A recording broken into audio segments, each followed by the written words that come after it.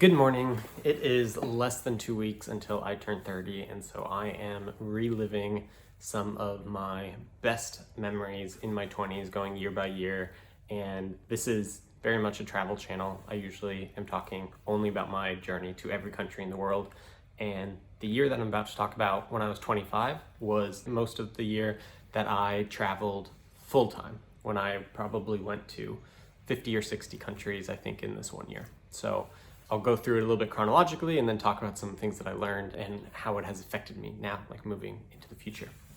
So when I turned 25, I had this big party. I was living in Kenya. I had like all of my new friends over, and then I flew to Comoros to spend like the weekend of my 25th birthday there. That was really exciting. I love the Comoros. I mean, it's like an Arab island in Africa. It's like perfect, everything that I'm interested in: island life, the Arab culture, Islam, as well as East Africa. So perfect. Then I continued to work, like I was working on this education project in Kenya.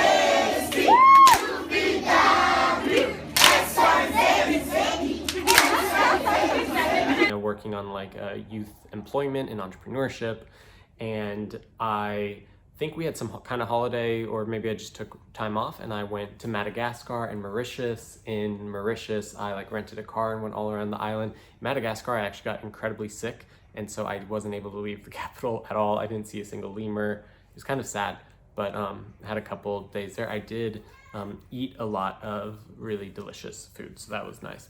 My mother also came to visit me in Nairobi that time, so that was fun to like take her on safari and show her around. But at the same time, my like long-term girlfriend broke up with me, long distance. I was supposed to go to America for like Thanksgiving and to see her, and she broke up with me. So that was kind of a blow. And I ended up going to the States and like seeing some friends and like doing Thanksgiving just with my family.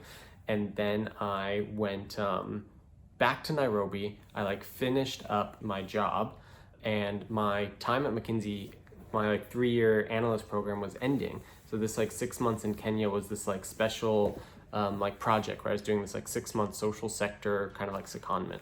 So I always knew that when my project ended, like in December, January, that I was going to travel full time for like 6 to 9 months. It was supposed to be with my girlfriend, but because we had broken up, I was going to do part of it alone. So the first bit was that for like right around Christmas, I was gonna go with a buddy of mine to the Horn of Africa. So we did Djibouti and Somaliland. And that was really exciting because, a part of the world a lot of people don't go to. We ended up going by road. So like in the back of this like crazy truck from Djibouti, like 20 hours into Somaliland.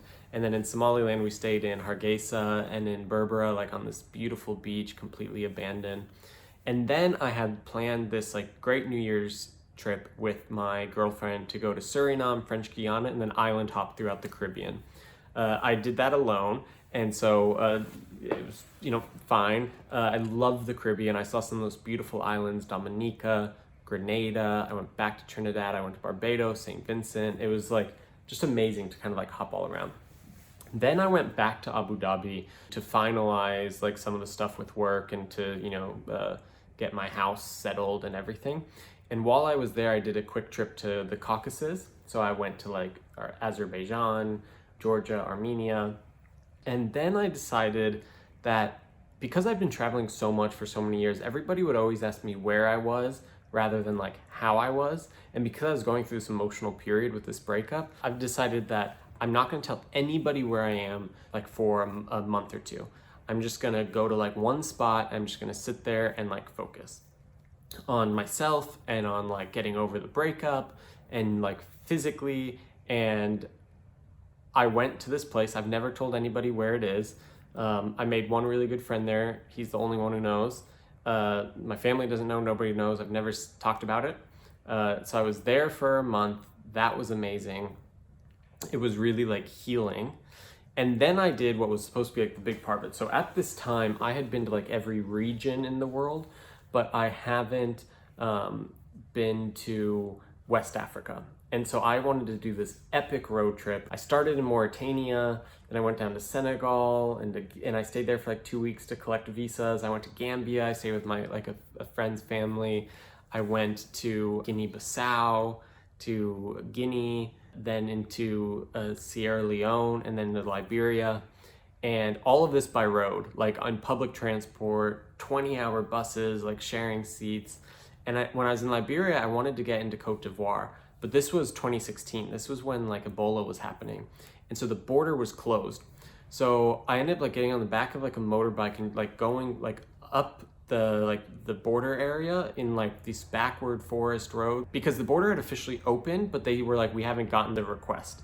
So tried to find a place, it didn't work, so I ended up going back into Guinea in the forest region. So I stayed for 2 weeks in this town called Nzerikere, just like hanging out in like this pool. I was like the only non-WHO person that was visiting the place. They thought I was crazy. I went and I saw the chimpanzees, which was a really intimate, amazing moment just to be like one-on-one with them for an hour. And then I went up into Mali. And at that time I had to return back to the UAE. I had a lot of like my stuff there in different people's houses. And so I went back to the UAE. I wanted to do this big trip to Turkmenistan and Uzbekistan, also by road, but my Turkmen visa never came through. So I ended up only doing Uzbekistan, connected through Russia, saw like my best friends, stayed there for a few days, then got to America. My sister was getting married, so I spent a lot of time like in the States. I traveled around to see a few different friends, and then I went back to Indiana for my sister's wedding, which was really fun. And at that time, I had said, okay, I'm gonna be traveling for 6 months. And this entire period, I had no phone, I wasn't using social media at all, so nobody really knew where I was, what I was doing, and that felt so like freeing. So all of this West Africa trip, all of this like Uzbekistan, everything was just for myself. I kept saying I was gonna do 6 months and go back to work, but because I got like stuck in West Africa and wasn't able to finish the trip I wanted to do, I was like, I have to go back. And then I was like, okay, maybe I'll take the whole year off. So I started planning some more trips for the rest of that year, and I ended up doing that. So after America, I went to West Africa, and I did another trip from like Nigeria, Benin, Togo, Ghana, and then up into Burkina Faso, and then Indonesia.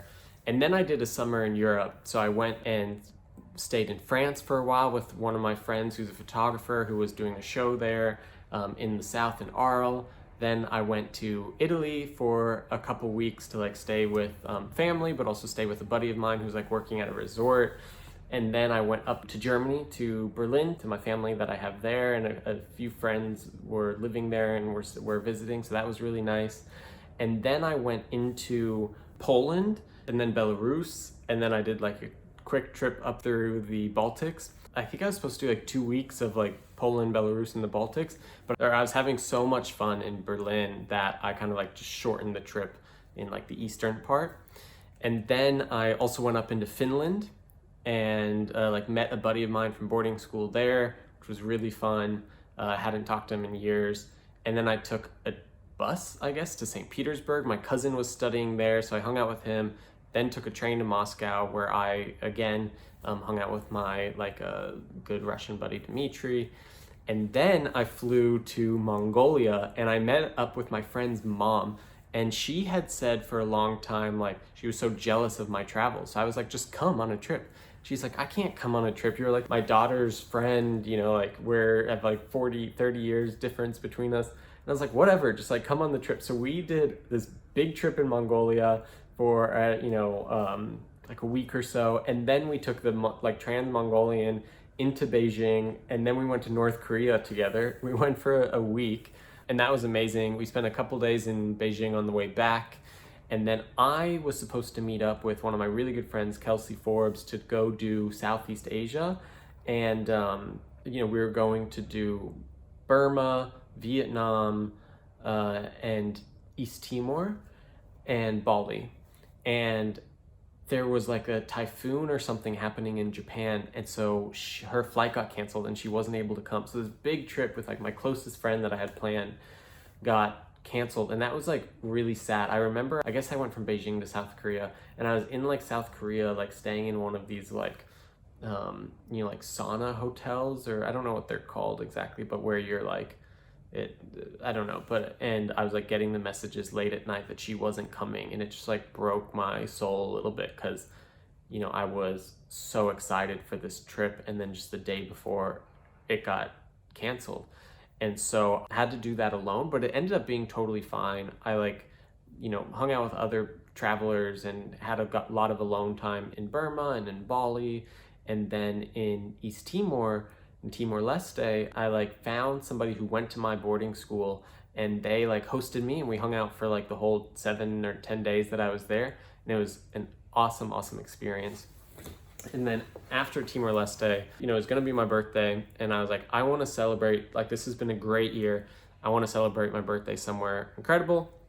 So I had a friend who was studying at INSEAD in Singapore, and a couple other friends there. And so I decided, okay, 26th birthday, gonna go to Singapore. So I flew to Singapore, and then was ready for the next year of my life. So what a crazy year.